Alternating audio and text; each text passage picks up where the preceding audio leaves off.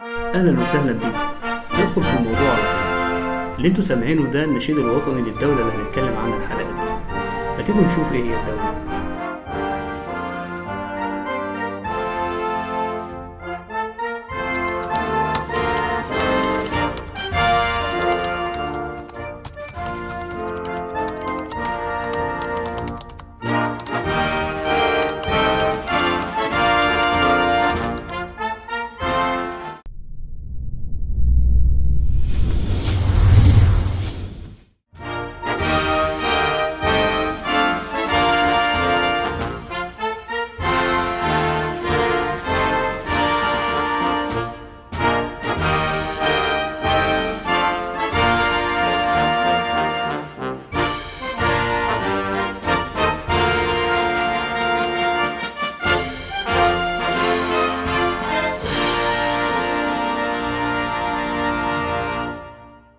اهلا بيكم في دولة سنغافورة، وزي ما عودناكم خلونا نبدأ مع علم الدولة. اللون الابيض بيعبر عن السلام والنقاء، واللون الاحمر بيعبر عن الاخوة والمساواة بين الجميع، والهلال بيعبر عن الشباب والامة الصاعدة. اما بالنسبة للخمس نجوم فدول بيرمزوا لقيم ومبادئ الدولة الخمسة: الديمقراطية والتقدم والسلام والعدالة والمساواة.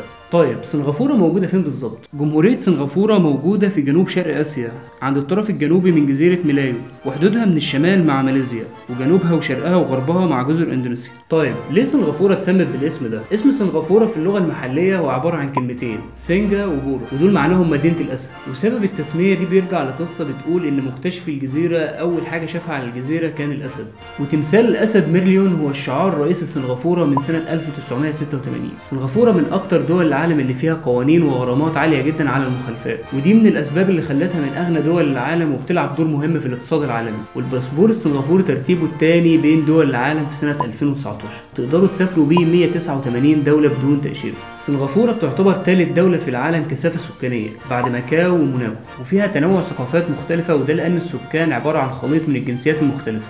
نيجي بقى لأشهر الأماكن السياحية. سنغافورة بيزورها كل سنة أكتر من 10 مليون، ومن أشهر الأماكن فندق مارينا باي، وده عبارة عن منتجع سياحي كبير من 3 أبراج بارتفاع 55 دور، افتتحوه في سنة 2010 بتكلفة 8 مليون دولار. والثلاث أبراج مربوطين بمبنى أفقي على شكل سفينة معروفة باسم سكاي بارك، طولها 340 متر، وفيها أطول حمام سباحة مرتفع في العالم طوله 150 متر. المكان الثاني وهي حدائق الخليج، ودي عبارة عن محمية طبيعية فيها أكتر من 250 ألف نوع من النباتات، أكتر حاجة بتميزها الأشجار الصناعية، طولها 50 متر ومزودة بنظام طاقة شمسية ونظام لتجميع مياه المطر بيستخدموها في ري النباتات. تالت مكان وهي حديقة ميرليون، ودي أكتر حاجة مشهورة فيها تمثال ميرليون الوطني، طوله أكتر من 8 متر ووزنه 70 طن، وشكل التمثال عبارة عن جسم سمكة، وده اللي بيعبر عن تاريخ سنغافورة القديم اللي كان بيعتمد على صيد السمك. أما بالنسبة لراس التمثال فهي على شكل راس أسد، وده اللي بيعبر عن اسم المدينة. ومن أشهر الأماكن اللي الناس كتير بتروحها هي سنغافورة فلاير، ودي أكبر عجلة دوارة في آسيا.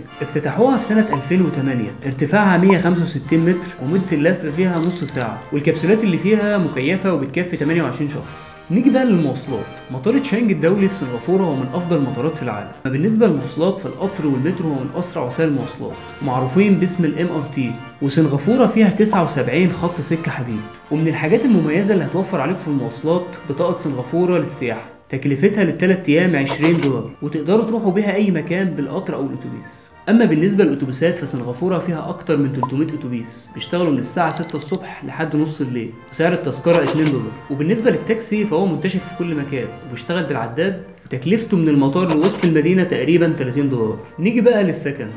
سنغافورة بتعتبر من الدول الغالية، والسكن والفنادق أسعارها غالية، فأفضل حل هيكون الهوستلز أو السكن المشترك. ومن أشهر الأماكن للسكن اللي موجود فيها كل الخدمات هو شارع أورشارد، قريب من الأسواق والمطاعم والمولات، وموجود في وسط المدينة. نيجي بقى للأكل، وخلونا نبدأ مع الفطار. التوست كاير، ودي من وجبات الفطار التقليدي في سنغافورة، عبارة عن خبز محمص مع مربى جوز الهند تقدم مع القهوة أو الشاي. الأكلة التانية وهي لاكسا، والوجبة دي لها أنواع مختلفة في آسيا، واشهر نوع في سنغافوره هو لاكسا كاتونج، عباره عن شوربه الكاري مع جوز الهند ونودلز المكرونه والجمبري. تالت اكله ودي من الوجبات البحريه وهي السلطعون الحار، وده عباره عن السلطعون مع الصلصه الحاره والفلفل. وبكده تكون خلصت الحلقه.